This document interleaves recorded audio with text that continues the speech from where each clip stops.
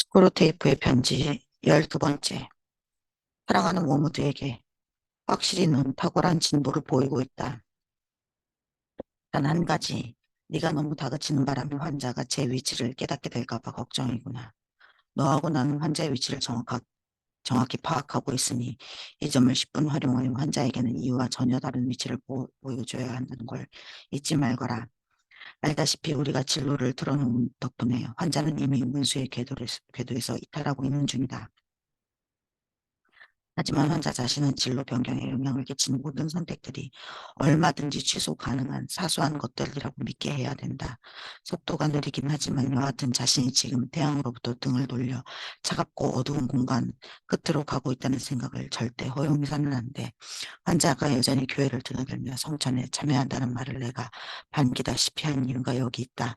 물론 여기에도 위험이 있다는 건 나도 안다만 그래도 회심한 첫 몇 달간 현재 사이에 괴리가 생겼다는 걸 깨닫게 되는 것보다야 낫지. 환자가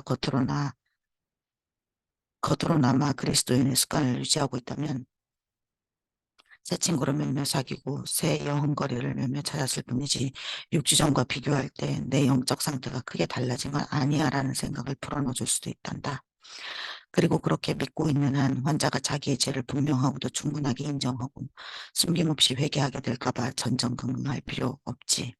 우린 그저 근래대로 뭔가 잘못하고 있는 것 같다라는 불편하지만 막연한 감정만 요리하면 된다.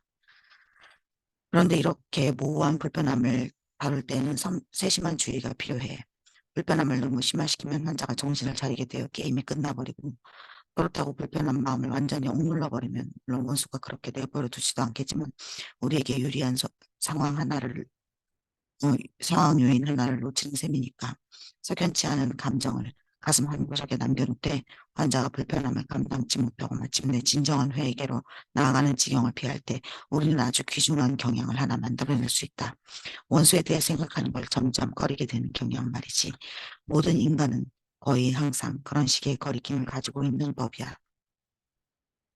그런데 평소에는 절반쯤 느끼고 있던 죄의식의 막연한 구름이 원수를 생각할 때마다 한층 더 뭉게뭉게 피어올라 눈앞을 가린다면 원수를 거리끼는 마음이 10배는 더 심해지겠지. 재정적 위기에 처한 사람이 통장만 봐도 진절머리 치듯이 원수를 생각나게 하는 거라면 무조건 증오하게 된다 이 말씀이야. 이런 상태에 빠지고 나면 교회는 꼬박꼬박 나가도 종교적 의무들은 점점 더 싫어하게 될 게다. 종교적 의무를 행하기 전에 는 그저 남부럽지 않은 한도 내에서 가능한 한 조금 생각하고 의무를 끝내고 나면 가능한 한 빨리 잊어버리겠지.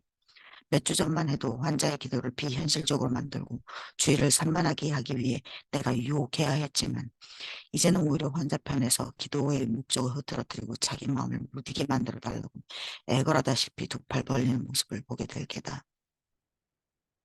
그는 원수를 진짜 만나게 되면 어떡하나 하는 두려움 때문에 자기 기도가 비현실적인 게 되길 바라거든. 그 목적은 되도록 양심의 가책을 일깨우지 않는 거지. 이런 상태가 좀 더 확고하게 자리 잡으면 쾌락의 유혹을 미끼로 제공하는 지루한 일에서 점차 해방될 수 있다.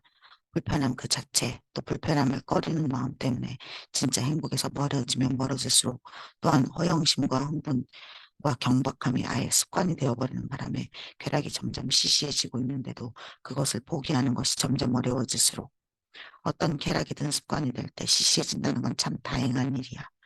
네가 어떤 걸 제공해도 아니 심지어 아무것도 제공해주지 않아도 환자의 산만한 관심을 끌기에 충분하다는 걸 알게 될 게다. 이쯤 되면 기도나 일이나 수면을 방해하기 위해 환자가 좋아하는 책을 던져줄 필요가 없다. 전날 저녁 신문에 광고 한 줄로도 충분하지.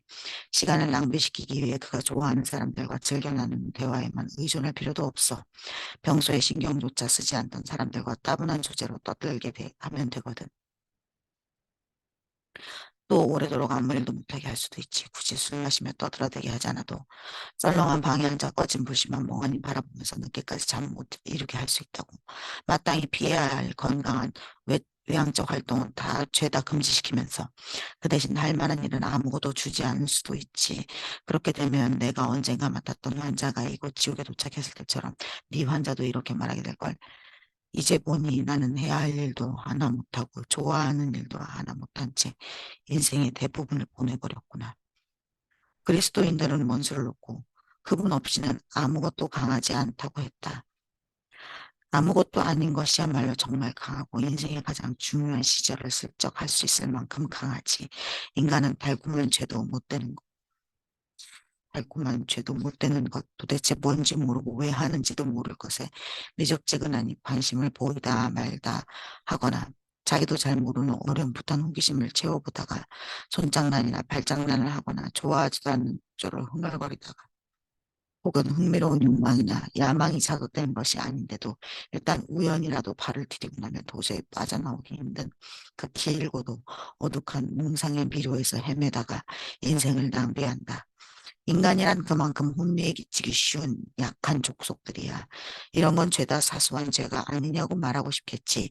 다른 젊은 유혹자들처럼 깜짝 놀랄 만한 죄악을 보고하고 싶어 안달난 꼴이 보이는구나. 하지만 명심하거라. 중요한 것은 네가 환자를 원수에게서 얼마나 멀리 떼어놓느냐 하는 것 한 가지뿐이다.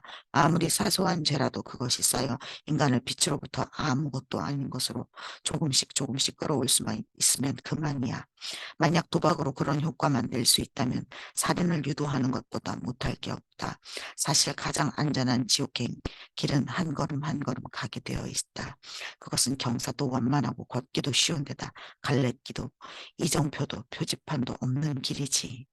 너를 아끼는 삼촌 스크루테이프.